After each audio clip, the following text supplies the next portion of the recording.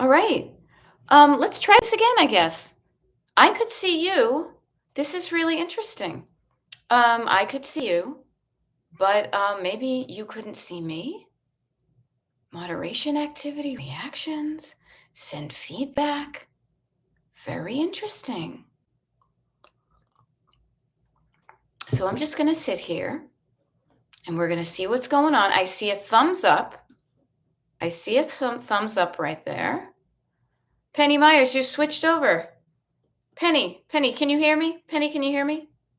Got a notification. I'm here, Leslie, with an S. Okay, good. Can you guys hear me? Okay, cool. Could you not see me on the other one? Okay. I'm curious what went on. Okay. So weird. Okay, good. I'm glad everybody's saying yes. That was really strange. Um, what can I say? It's technology. It's free technology. So, okay, Grandma's show is saying I can hear you, and hopefully you can see me. Can you see me? Can you see me? There we go. Yay. Wonky stuff. This is what I get for being here late at night. I hope Christine shows up. Okay, good. So you can see me and you can hear me. Okay, good. Awesome. Thank you, you guys. Yeah, I don't know what's happening. I signed on right at 8 o'clock and there weren't as many people on, and then some people showed up and it was almost like they couldn't see me or not. So there we go. Okay, all I can say is I don't pay for this technology. So you get what you pay for, I guess. But yay, we're here now. I will stay on till about 10 past 9 to kind of make up for it. Carla Jane. Carla Jane, I hope you're sitting in your comfy bed with your pajamas on. I hope you're feeling okay. I hope you're drinking lots of fluids. Okay, Christine is here. That was very odd, you guys, but you know what? Here we are. We're all here together. I see about 17 little people up in the little people thing, and I see 18 now, and I see 6 little thumbs ups.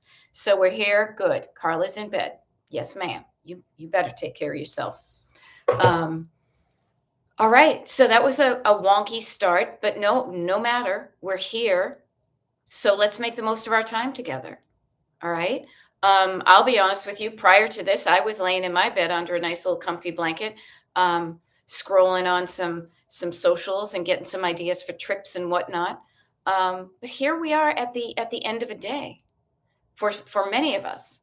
Now I'm East Coast, as you know, so it's about 8:10 in the evening for me, and I'm an early bird. I get up early, not as early as I do in the warm weather, but I do my coaching and stuff in the morning. So after this, I'm already in that kind of reflecting on what I did part of the day. So I hope you all did something good for yourself today. And if you haven't, you still have time. And maybe today, maybe right now, tuning in to this live is something that you're doing as a treat for yourself. I love treats. I do. Tricks or treats? I want the treats. Never mind the tricks. 6 o'clock in Arizona. Okay, so you have a few more hours yet. And choosing what you want to do, you know? And what can I offer to you today? I was going to get like a little tray. Maybe I'll bring a little tray in, a little couple of apps and whatnot. And I hope you had a good day. I hope you did something today that makes you feel good. And if you didn't, you still have time. Maybe you could do something like brush your teeth or put some nice hand lotion on or put on those pajamas that you're always saving for a good occasion or something instead of the ratty sweatpants you fall into bed with. Do something good for yourself today before you go to bed, no matter how small, but do something to make you feel good. Now, I will offer, because I like to kind of always remind you of the decluttering.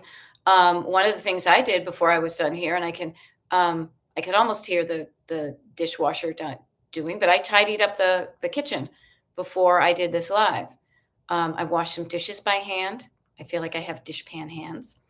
And I put some in the dishwasher, and I decided to splurge and start the dishwasher as opposed to trying to like cram it full of dishes. I wiped down the counters. Now, we were talking about it the other day on a live about how the kind of the maintenance portion of decluttering is less than inspiring to you guys. And I'll be honest.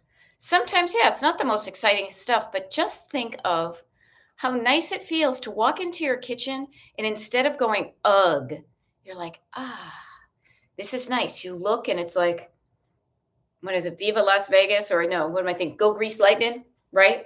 Go Grease Lightning, you're burning up the quarter mile. Grease Lightning, go Grease Lightning. It's like you look and your countertop is nice and clear and clean.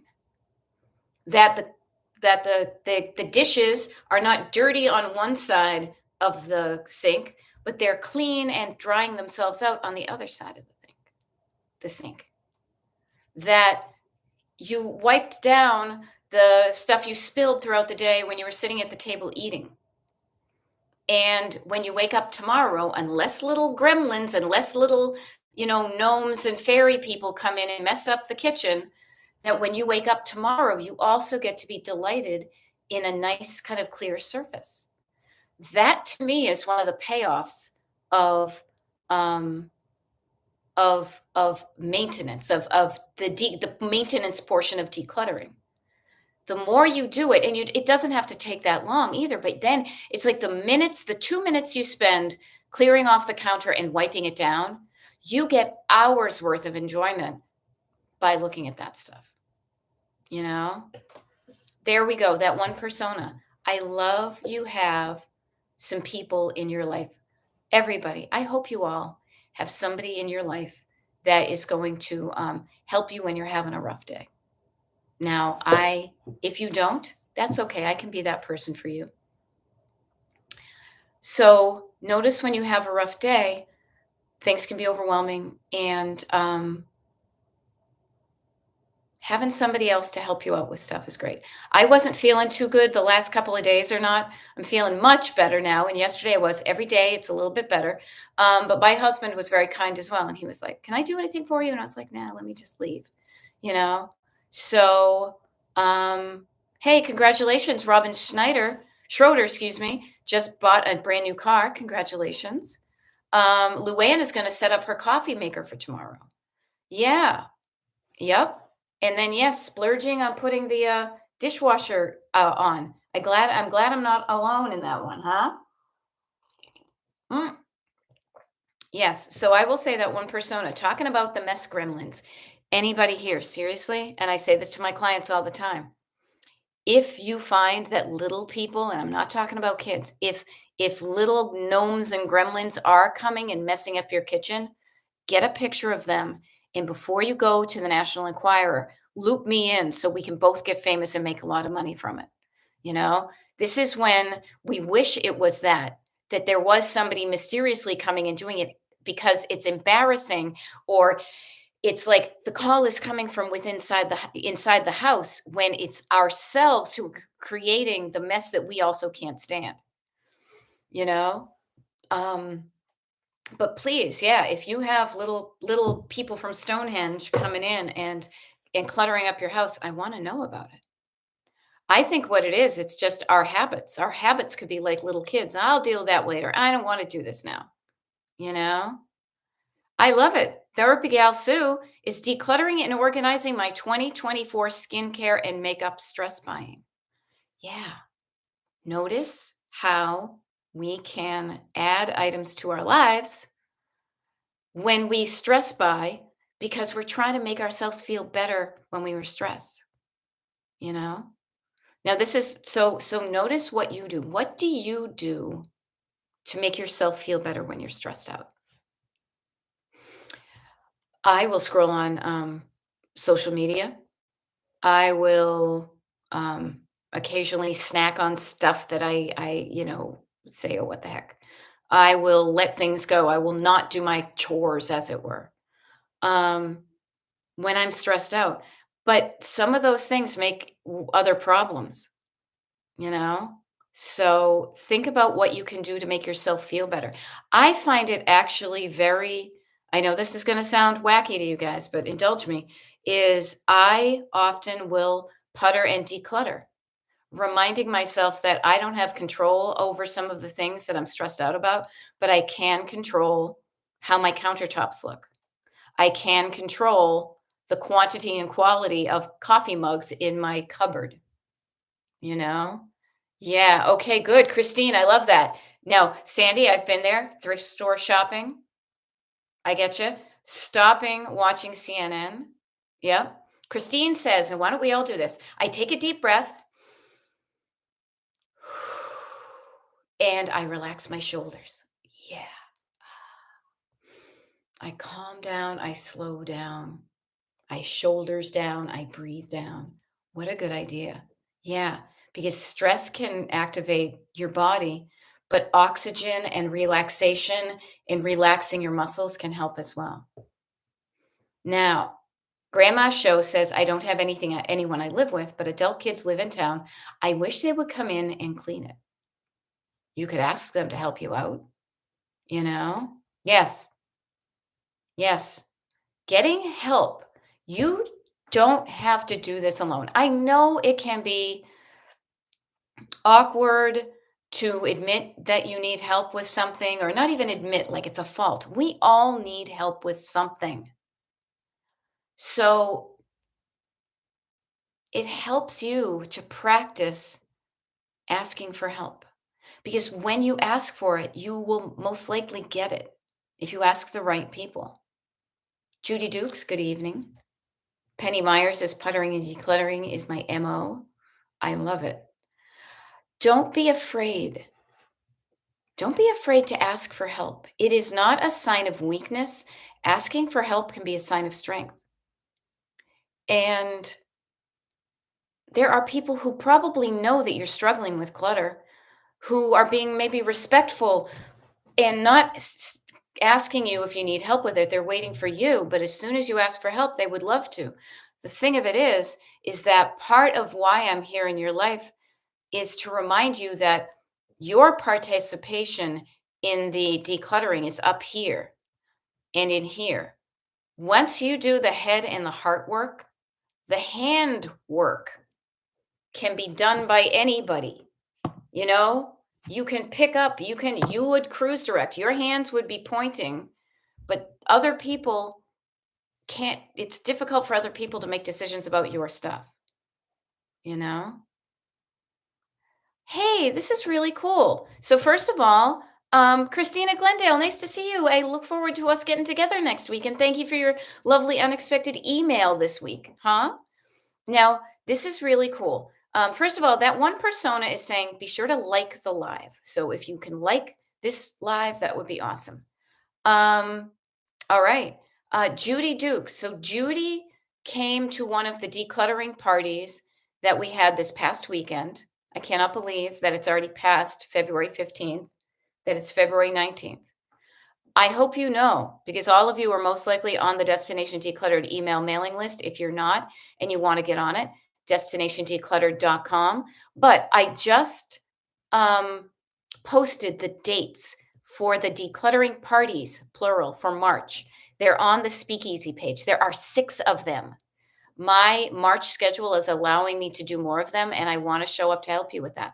And the reason I'm bringing it up is Judy showed up on the one on Saturday, and she was struggling. She asked for help. She said, I don't know what to do when I'm at this point, and we helped her. And then she showed up and did a little bit more and did a little bit more. And now Judy is saying, I've had 2 great days. I'm getting ready in an organized bathroom. Because when we were at the decluttering party, she was focusing on her bathroom. And now she gets to enjoy and delight in the rewards of her work of decluttering. I love that. Judy, how does that feel? I hope it feels good. You know? Now, Grandma's Show, I love it. Congratulations. Grandma's Show, everybody, is giving my 30-day notice next Tuesday and starting my retirement on April 1st. Wonderful. Now, retirement, as you can imagine, is going to be a different chapter in the book of your life. It is going to look different. It's going to feel different. And you will most likely need to shift some gears before you get into a groove. But congratulations on that. That's wonderful. Yay. And such good stuff. Yay, Judy Dukes. It feels so good. I hope it looks good. I hope it's functioning well, meaning you can easily find the stuff you use, easily use it, and easily put it away. I hope it looks good, and I hope, as you said, it feels so good. That's what we're going for. Notice how I'm clutching my heart when I talk about feeling so good. I could also be playing the cornet or whatever, the Chuck Mangione, to remind you that decluttering is its own reward because it feels so good. She's moved a couple of things for ease. Yeah. Moving the things that you use often in a more accessible place, moving things that you use less often in a less accessible place. Realizing the stuff that you have maybe saved, and this is usually where the decluttering is when you get together the whatever category of stuff you're looking at and realizing that you like some things better than the others. That is okay. That is okay. That there are things that you have brought into your life that you hoped would work out for you, and sometimes they do, and sometimes they don't. Hanging on to the things that don't work just muddies the waters. They get in the way. You're going to be scrambling for your favorite coffee mug when they are cluttered up with the ones that you don't like, so you're going to have to dig for it. It is okay to take a chance on something that you hope will make your life better. And it is also totally okay. I give you permission. Here's a permission slip that if something isn't working out for your life, that you are allowed to release it and let it go. Okay? Very fun. Penny Myers made plans to Zoom with my kids tomorrow to choose pair eyewear. How fun is that? These right here are pair glasses, and my other ones that I wear on a daily basis are pair. I like this shape of frame. Funny thing is when we were on vacation the other week, these ones I have like those little snap-on magnets that I have that were like the that make them look like the black outlines. I lost them somewhere. I don't know where I lost them. But I love the magnetic thing mainly for the sunglasses aspect. So how fun is that? I love it. Cheryl, bathroom vanity cleared and cleaned. You and Judy Dukes. Now to write it in your good book. Yeah. Yeah. Okay. Write it in your good book. Okay. Does everybody have, I keep on calling it the good book, but that sounds kind of religious-y, and I'm not a religious-y person. What this is I call it like basically my travel journal. Every day, what are some good things that I did, and what are some good things I made happen, no matter how small. And I've shown you my books before. I started this in 2020. It's been almost 5 years now, and I do this pretty much on a daily basis. It is such a good habit to practice. So maybe this is the time of night. Everybody, do you have a book you could just sit here and as I'm chatting with you at 8:30, almost 8:30 in the evening, to sit back and to sit there and as if you're looking in your rear view mirror and reflect. Get it? Mirror, reflection, rear view mirror. Look back on what you did today and pull some good stuff out that you could write in your book. Okay? Yeah. There we go. My good book writing needs to get put on my habit tracker. I was talking with one of my clients this week. We said the same thing. Literally, your habit tracker could have two things on it. And I would say declutter for 20 minutes per day and write in your good book. If you did both of those things, just those two things every day, man, in a week, your home and life would look and feel and function a lot better. Now, Robin with two bigs and a Schroeder. Two B's. I feel like I'm constantly decluttering and it's endless and discouraging. Okay. Habits. It's not little, it depends on your situation. I will give you this. If you live alone or if you live with people, but it's basically the same thing. It is habits. Habits of leaving your cluttery stuff cluttering up for a longer period of time. And so you are surrounded by the clutter longer than you want to. So you aren't enjoying the clear spaces. The other thing is, if you're constantly decluttering, yes, we talk about this a lot, but I'm always happy to repeat this. I want everybody to think of decluttering as kind of two specific chapters in the declutter book. The very first chapter is usually the one we only think about when we are decluttering, which is I have a pile of stuff that has accumulated over years or a certain amount of time and it's overwhelming. And so decluttering is reducing the size of that pile by going through the pile and deciding what I want and what I don't want and knocking down the number of items I have in my home. Yes, 100%. That is decluttering. And however, also, there is another part of decluttering that we forget about, which is and habits and maintenance.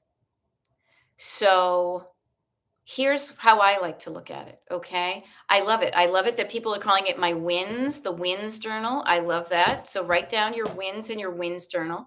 But let me help you with this. So think about these two rides at an amusement park, okay? Think about the roller coaster and the merry-go-round. The roller coaster is you go up a big hill, right? So you've got this giant pile of clutter, and then you knock it down, but if you don't change your habits, the clutter is going to build up again. And it may build up to where you had done it before. And then you have to take the time to knock it down and you have to go up and down. That is really, that ain't so fun. Having to feel like you're doing that a long time. That's the roller coaster. Now, I am so much more a merry-go-round or carousel kind of gal in this. It's going to pile up a little bit, but then you knock down the little pile and you walk. It's going to, on a daily basis, every single day, you're probably doing something. You're throwing something in the trash. You're doing dishes. You're putting laundry I almost said in a hammock, in a hamper. You could put your laundry in a hammock, but so you're doing a little bit every day, but you're knocking it down. And then it builds up a little bit and you knock it down. It's more like being on a merry-go-round, right? You get to choose how you do it.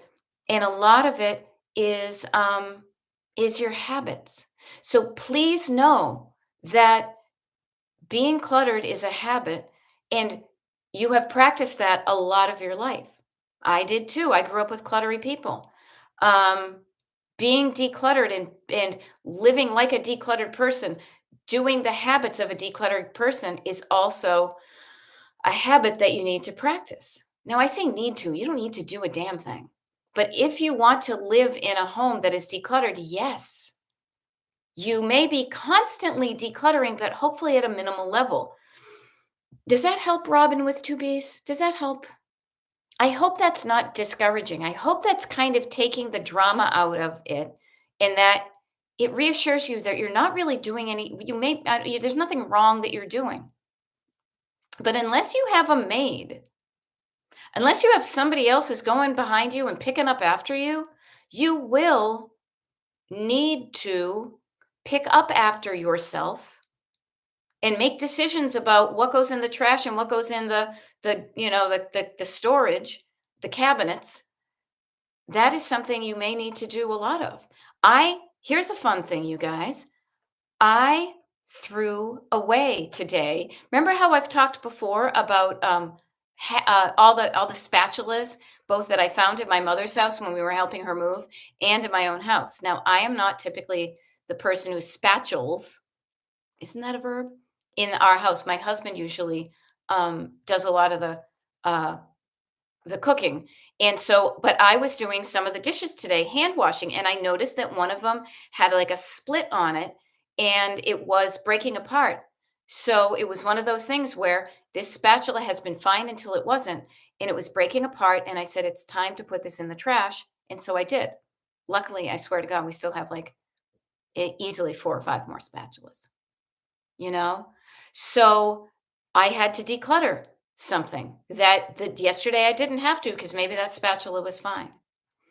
So, yeah, part of what we do here is taking the sting and the discouragement and the feeling, the negative, unhelpful, discouragement feeling of maintenance of cluttered places to keep it looking nice, and just say, yeah, this is in order for me to get a home that looks like I want, I will need to pick up after myself on a more frequent yet smaller basis than when I used to wait for it to, pile up, pile up, pile up. Now, Christina is bringing up a good point. She says, yes, the maintenance. While in school, no fun. But hey, I'm getting straight A's and I've got this. Yes. Everybody, Christina's getting her degree, another degree. She's getting straight A's. We are all so proud of her. And yes, when you start a new chapter of your life, your habits get thrown out of whack. New chapters require extra energy. It's you're shifting gears. You're going from the end of one chapter to a beginning of another. And this is going to take your physical energy. It's going to take your mental energy. It's going to take all the energies and it's going to take some time. And so, yes, some of the things you used to be doing differently will be affected by that, you know? So yay, Christina, we got you a lot of loving in the comments today. And yes, that one persona says, yes, do not need a spatula crisis at the hacienda. We totally do not need a spatula crisis at the hacienda. We don't. But yeah, I was working on paperwork today. I will share a win with me. Sometimes when I do a really big win, I will put an asterisk in front of it when I'm writing it in my book. And what did I write today? I emailed the girl who helps us with our taxes, which was big because I emailed her to tell her that we were done filling out some spreadsheets that literally, you guys, not even kidding. We usually wouldn't email her for another 2 months, 6 weeks, whatever. This is the earliest I think we've ever gotten our poop in a scoop, tax wise. I also uploaded like 99% of one section of paperwork to our tax guys portal. I have never done that this early. It feels so good. That is why I'm sharing that. It feels so good when you start some of these things and you get them done sooner rather than later. Because when you wait till later, does this ever happen to you? From now until April 15th, I got to do my taxes, got to do my taxes, got to do them every day. I should probably do some taxes. I should probably do that. Oh, I should probably do that. Every time you say that to yourself, isn't it kind of exhausting? But if you say that to yourself and then you just tighten up the time between thinking of it and doing it, then even if you're not done, I'm not done with my taxes. No, but I have started a chunk of it. I am feeling so good about that chunk that I have done and very proud of my husband too, because he was also on board with getting this done and we chunked it down. And every year that we do this, it gets a little bit better. And I just offer this to you as a story of true 100%. If it happened with me, it can happen with you. So think about what you could do now to get your tax paperwork started earlier rather than later. Oh, it feels so good, you guys. So proud of myself. And look at me. I'm the person who shows up as the person who's like, helping you declutter. And yet I struggle with things myself. I push off things that I don't want to do, but then it's always on my head. But when I even show up and do a little bit of it, I did some of it yesterday. I did some of it the day before, tiny little bits, even just opening up the envelopes of all the W-2s my husband gets because he gets a million of them, or the 1099s, all those ones because he's a musician, so he plays a lot of different places. Even just opening those envelopes, making a pile, that helped. Then making a pile of all the donation paperwork, that was a thing, you know? Hey, Leslie has been signing. Okay, say hello to your hubby. We'll see you. And I will be here, just so you guys know, we got a bit of a wonky start today, but I will be here until about 10 past 9. Do not feel as if you need to stay for the whole thing. Please do what feels right to you. Okay? Now, this might be a cautionary tale. Grandma's show, who's about to retire, says, I am learning my lesson with not filing taxes. Tomorrow, paying $19,000 because of my issues oft over the past 12 years. Well, you know what, Grandma Show? I am proud of you. I am proud of you for catching up on your 12 years of not doing the right thing tax wise. I'm not going to judge you, but I'm going to praise you for catching up so that next year, when you do your taxes as a retired person, you won't have to worry about those 12 years behind. But yeah, notice that. Notice how things can pile up in 12 years. So that's like $1,000. Let's pretend it's like $1,500 a year. I didn't do the math anywhere except my head. But $1,500 a year seems like a lot. But then if you don't pay that, then it's 3,000, then 45, then this, and the next thing you know, it could be almost 20,000 when you avoid and let things pile up. Yeah. Yeah. And say, this is this thing. Okay. Grandma Show, you're doing amazing. Yes. And it was a nightmare. She says, I thought I was going to go to jail. So I kept putting it off. Right. And then she says, it wasn't that bad. I just thank God I have the money to pay it. Yeah. Yep. Lori is saying my husband didn't pay taxes for his entire 20s. I just paid it off 22 years later. So seriously, notice the difference of avoiding and letting things pile up and the stress it's on you. The fear of going to jail. The fear is going to create stress and cortisol in your body and not feel good, you know? So I share this with you too. Please, whatever you are afraid of paperwork wise, pushing it off is only going to make it work. Yes, they are workable. So be prepared and happy. Yeah. And yes, so happy that's behind you. That's back then. Today you're doing good. We're all proud of you for doing that. And then next year you're only going to have a year and it's going to feel like cake. Okay? Yes, and that's all interest and penalties. Yeah. Notice that part of what you're piling up isn't just the taxes you were due, but the interest and the penalties. So it could make it worse. Now I just say this because clutter is the same. Think about it. If you don't open your mail, and we've seen it where people have found good stuff in the mail, but if you avoid it, avoid, you could have a check with an expiration date. You could have a gift card that expires. You could have something that somebody sent you that has like a window of opportunity that you could lose, you know? And yeah, pat yourself on the back, Grandma Show, because that is a really adulty thing to do, which is to catch up about that stuff. Yes. Yes. So good stuff. I am proud of you for doing that. I am, because I know the fear of the IRS is something that we've all been taught. But seriously, you guys, they're the billionaires who aren't paying any taxes, and you and I are afraid of the registry. I won't go there. It's late at night. Let's instead focus on that one persona who says, I found a $97 check from 3 years ago. Yeah.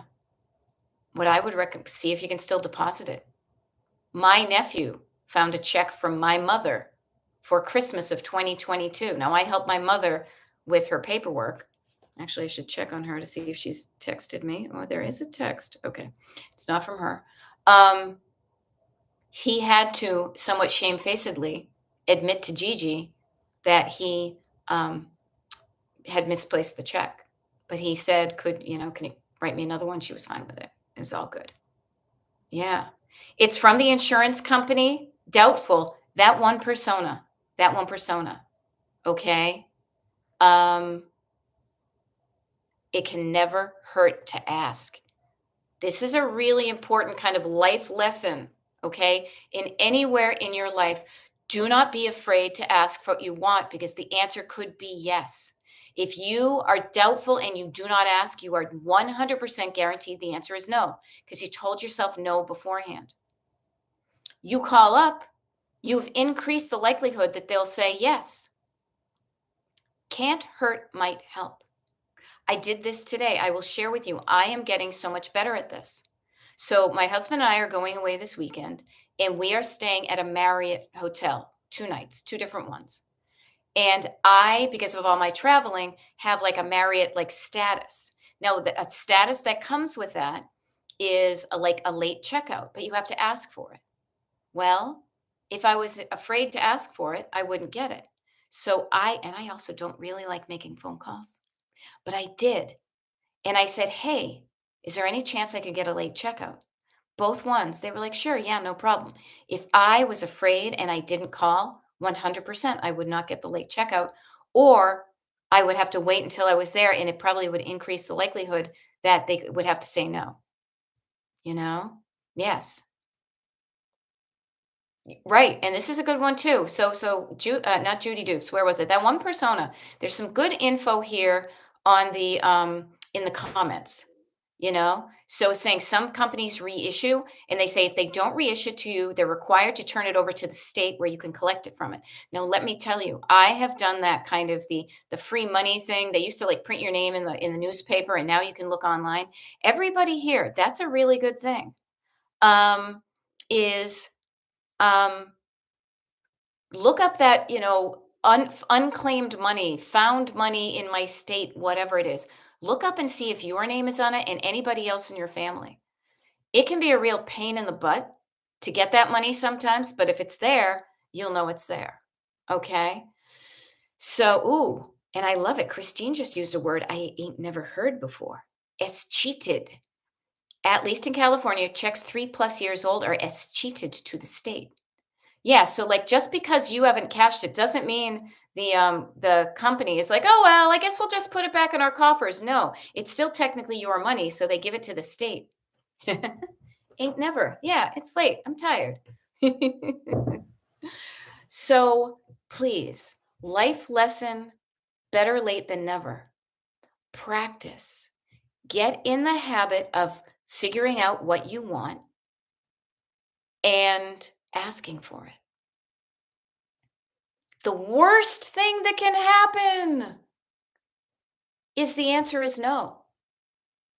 But when you don't do it, you're already giving yourself the worst thing that can happen. So give it a shot. That one persona, you're on these lives enough. I would love to encourage you to just find out tomorrow morning or wherever, call the place. Be like, "Hey, I just found this check. Can I deposit it or can you guys cut me a new one? How does that work?" Because it is technically your money. Find out how that works and let us know, okay? We are all rooting for you. Now, Judy 8 is saying, "I found money once. My mom had a Christmas bank account." Yeah, I had to get money. Oh, it was a comedy of how many hoops I had to jump through because my great aunt had money in an account that I mean, my dad was her like executor, but then my dad died, so we tried to do it through my mom, and then I mean, I was tenacious about it just so I wouldn't have to deal with it again. It can be out there, but just get what is coming to you. Okay, so this is funny. That one persona says it's funny that you're an early bird married to a musician who I'm guessing has a typical bedtime of 2 a.m. Oh, spot on.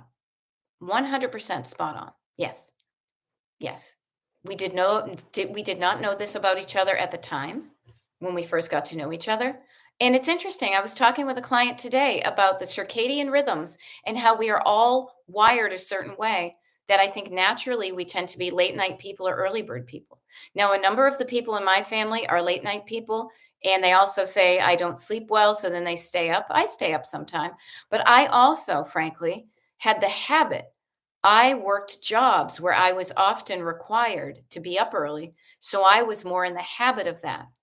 My husband's jobs typically started at 9 o'clock in the night, and sometimes he wouldn't get home until 4 or 5, being the rock and roller that he is. You know, that's where he is right now. He's actually at a rehearsal that didn't even leave the house until like 6:45. It didn't even start till 7:30 or 8:30, and they're rehearsing the whole set, so he won't be home till quite late. Now, I'll probably be in bed. Who knows? I might be scrolling on YouTube when he comes home. But we're all wired differently. We are. Some people don't mind making phone calls. Others of us get like, but I work through it. So be cool with who you are.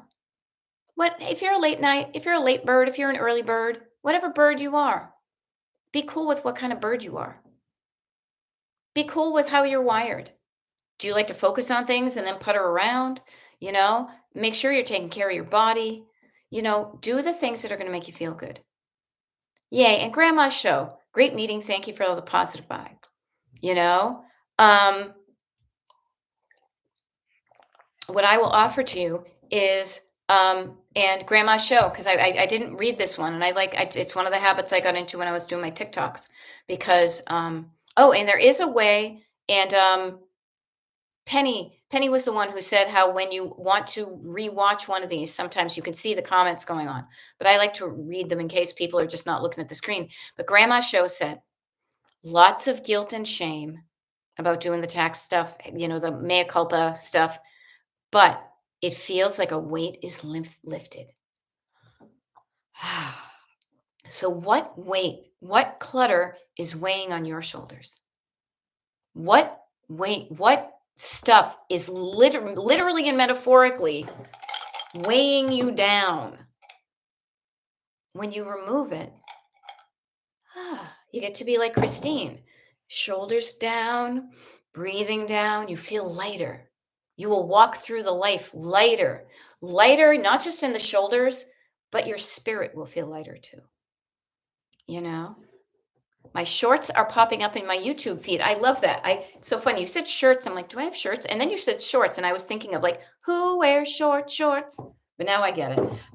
Also, just okay. Bedroom piles tomorrow. Judy Duke. Yay! And Christine said, I felt Grandma's show's weightlifting. What a wonderful way to go into your retirement, feeling better. And notice too, when we feel better, we're not hunched over and trying to protect our soul from being, our heart from being hurt.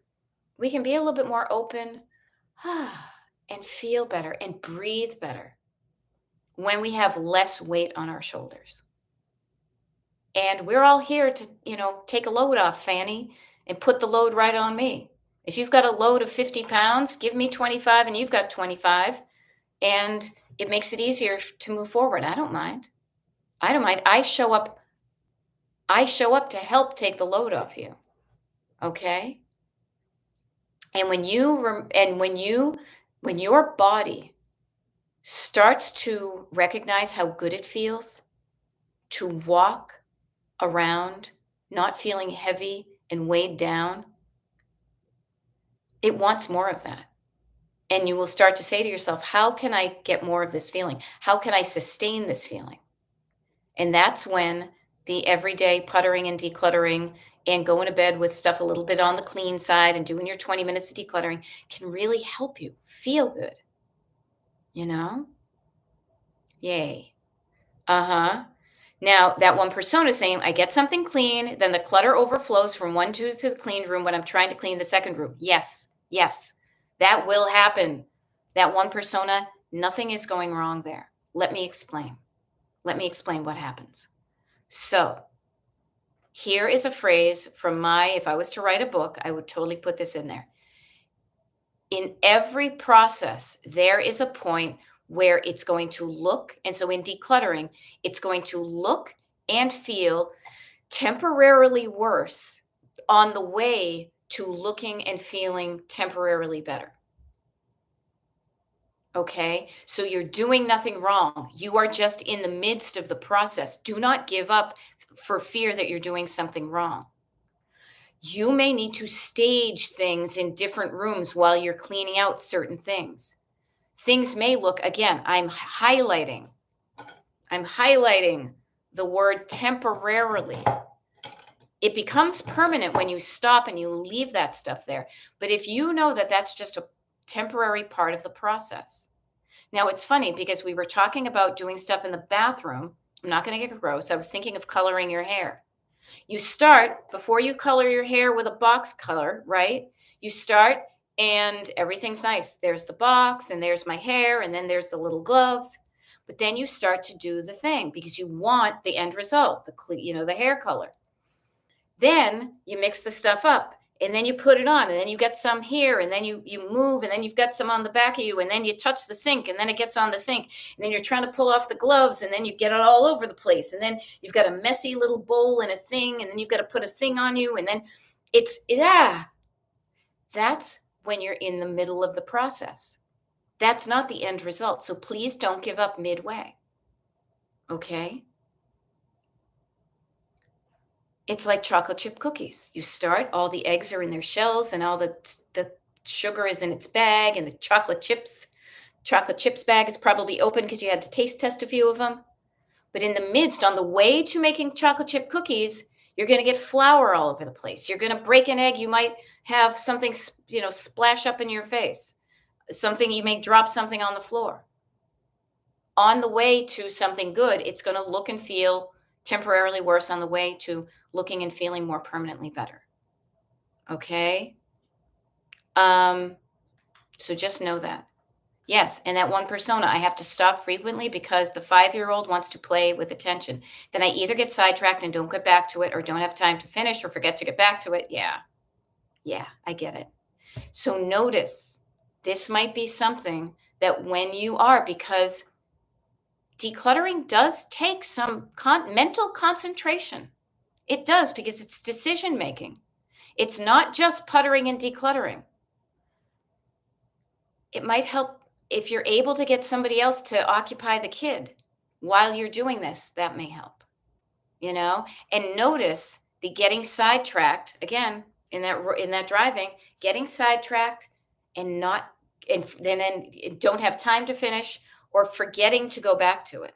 So remembering to go back to it to finish it, you know? Um Yeah, and life will get in the way. And oftentimes we interrupt ourselves. I did this to myself. I was starting to do one thing. Oh, I'll just do this, and then I have to stop. I put up what I like to call my little traffic cop hand. Okay, wait, stop. You're doing the dishes now. After that, you can wipe down the counter. Practicing finishing something before starting another. It's not going to happen all the time, but there is a satisfaction in having it be done. Now I love it. Judy Dukes is saying, I'm starting to get that feeling of stuff. Long way to go.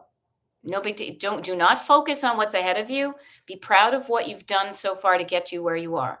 You have never been more close to your destination of decluttered than you are right now. Judy Dukes. So just keep on doing what worked. Chunk it down. Categorize. Decide what you use most often and the stuff you use less frequently. Keep the things that make you feel good. Release the things that don't. Lather, rinse, repeat. Okay.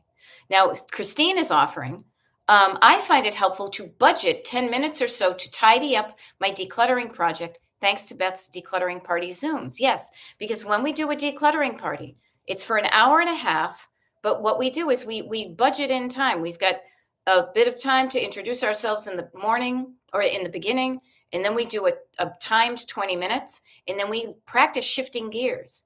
There's 20 minutes of decluttering, then we shift gears, we take a break, we ask everybody if everything's okay, we go back for another 20 minutes, then we shift gears out of that so that you get the habit of saying I'm learning how to start and stop. Again, like driving a car. And this is me pretending I'm doing like a stick shift. But the last 20 minutes I say to everybody, because it's true, I say, okay, this is the last 20 minutes. So I want you to look at your schedule and say, what do I want to do after this party is over? If I want to keep on decluttering and I have the energy and time to, maybe I will use this full 20 minutes to do I will keep on doing what I'm doing. However, if I look now and I say, I really don't have time and I need to sign off, then I start to shift gears. I start to wind down and tidy up what I'm doing. And it may not be perfect, but it's better than it started.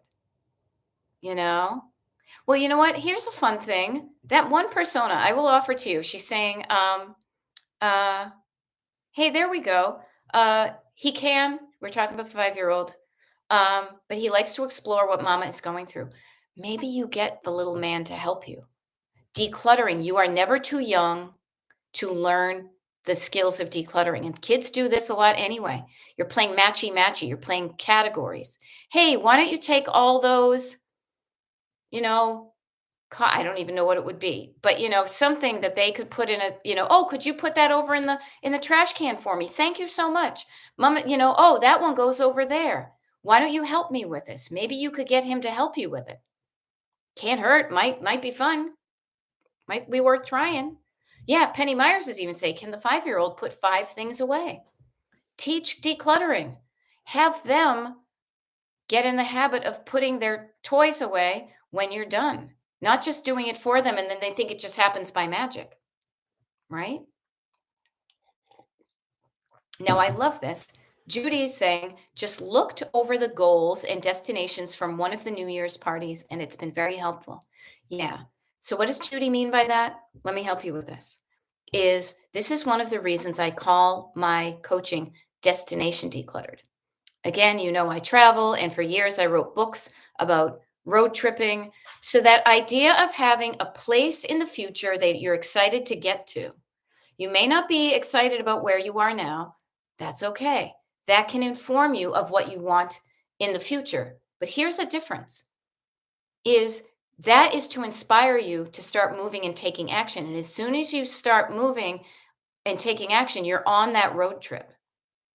And so reminding yourself of why you're doing the decluttering and making sure that it kind of ignites a spark in your ignition. It ignites a spark in you that says, yeah, yeah, I want that. Because if that does not, if you're not charged up about it, you're gonna pull over and just sit there at the first sign of trouble. Now I love it that we've got some stuff going. Yeah, little kid could match socks. He played chuck it while going through the wet stuff in the basement this week. Yeah, if we all had learned the skills of decluttering at 5 years old or 10 years old or 15 or 20 or 25 or 30 or 35 or 40, 45, 50, okay. If we had known this earlier, we would be doing different now. No harm, no shame. The people who raised us did the best they could with what they had. But now I just offer to you that you're learning it now. You can teach it to youngsters, you know, um, and it can be fun. It really can be fun. Um, I just gotta say, it is just delightful to walk from room to room and you look, and instead of going, ugh, you go, ah, looking around this room, ah.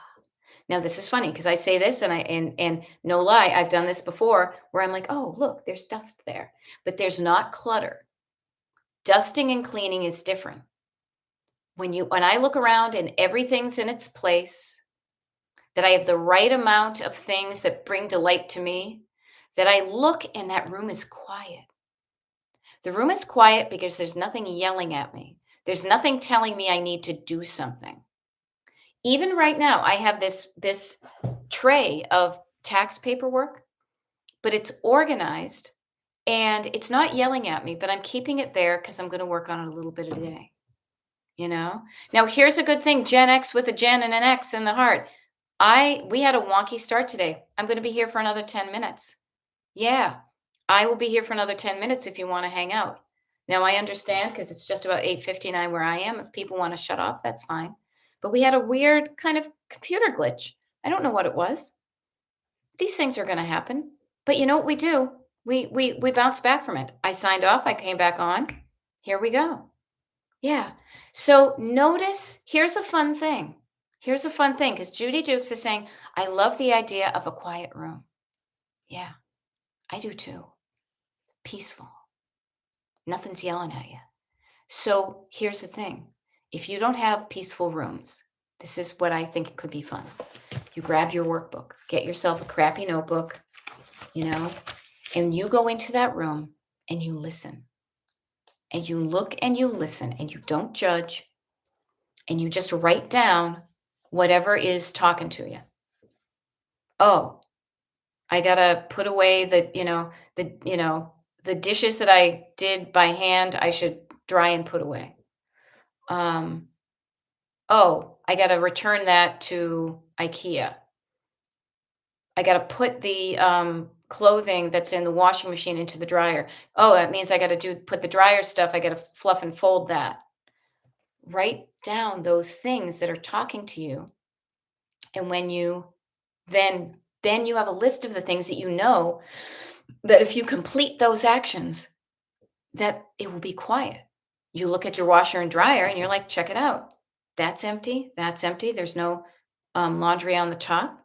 Now, sure, the laundry that was folded on the top may be on top of that little table in the bedroom, but at least right now, the top of the washer and dryer are nice and clear. little bits at a time. You know what's bugging you. You know that when you resolve what's bugging you, I like to think of that analogy of taking a stone out of your shoe.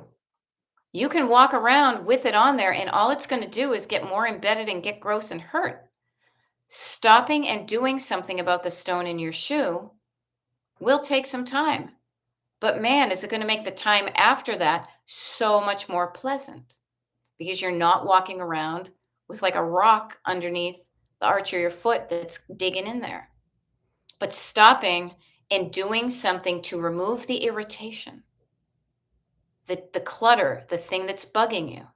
Now, you may go into a room and it feels like a party of everything's yelling at you.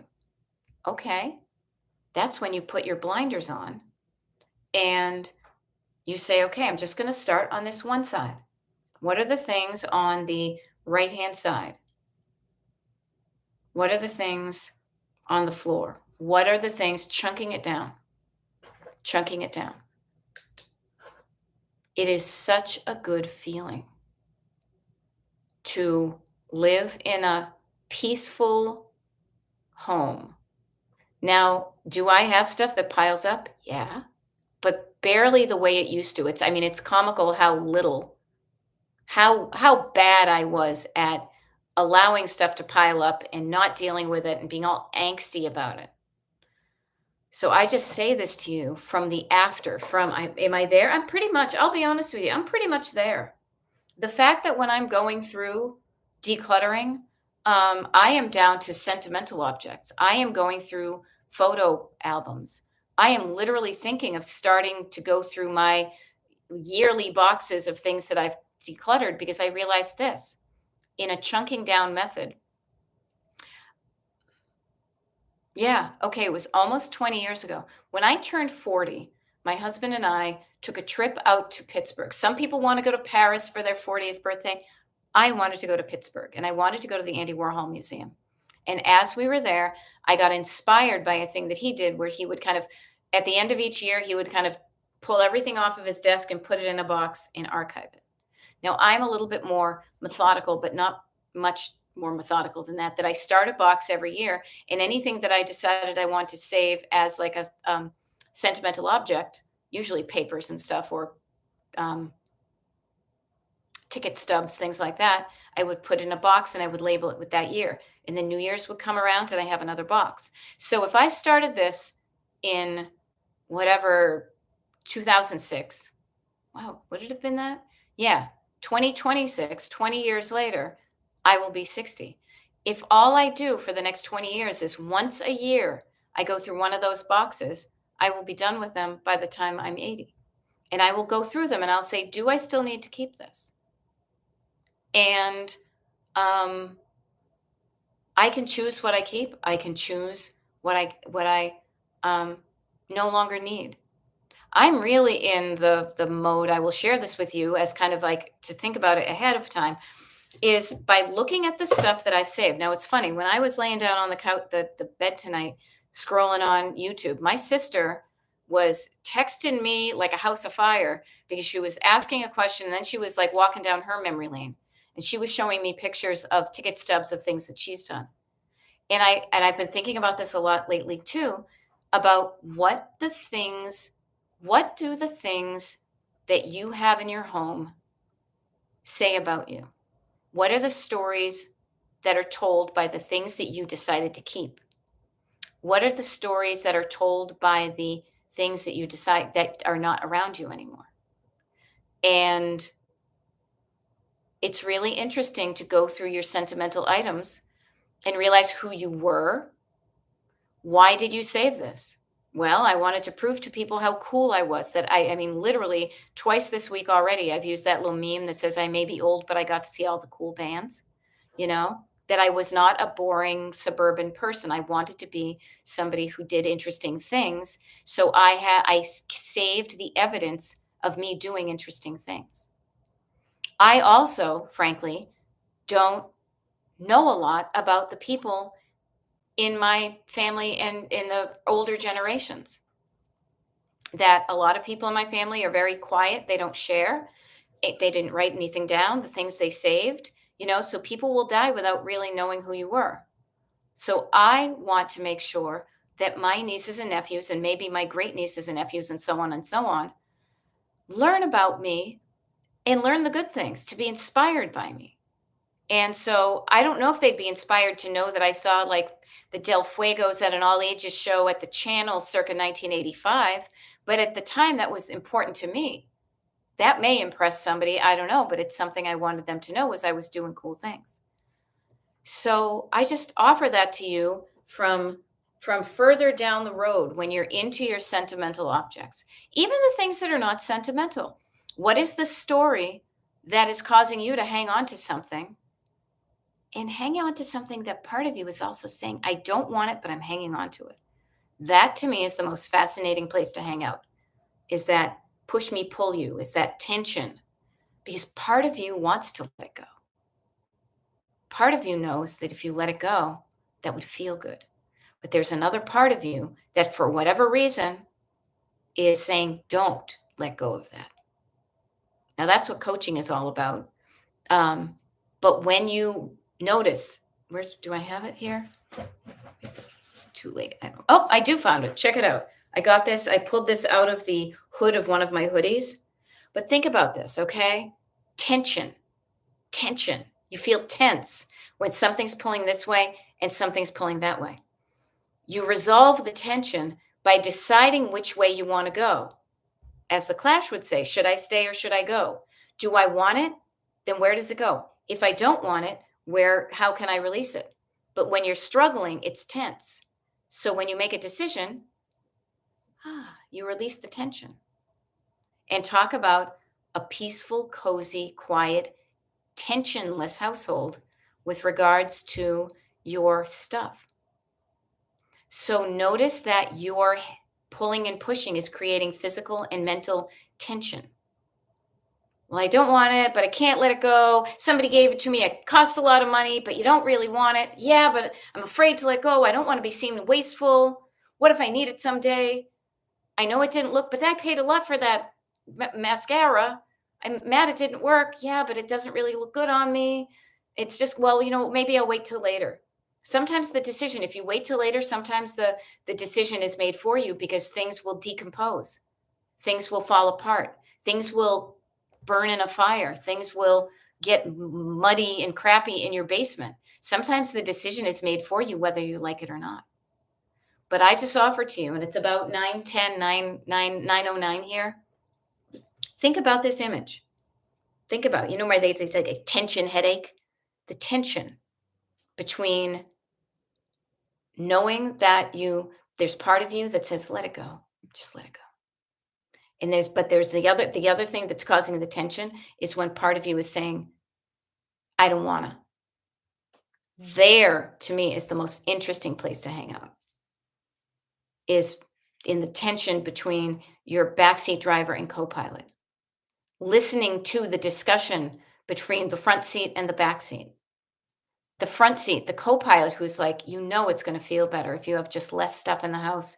It's going to be so much easier. You won't even have to, do as much laundry. All that good stuff is going to feel so good when you have the right amount of stuff for you, the quantity and the quality. So why are we still hanging on to this stuff, little kid in the back seat? And I will just offer to you, the word I would start with is fear. Fear. What are you afraid is going to happen if you let go of something that part of you wants to let go of? Now, I love it. Therapy gal Sue says, I'm leaning into my let it go. Yeah. Experiment with letting go of things on a level that feels safe to you. That's why we start with surface clutter. Notice how good it can feel. And be patient with your nervous system.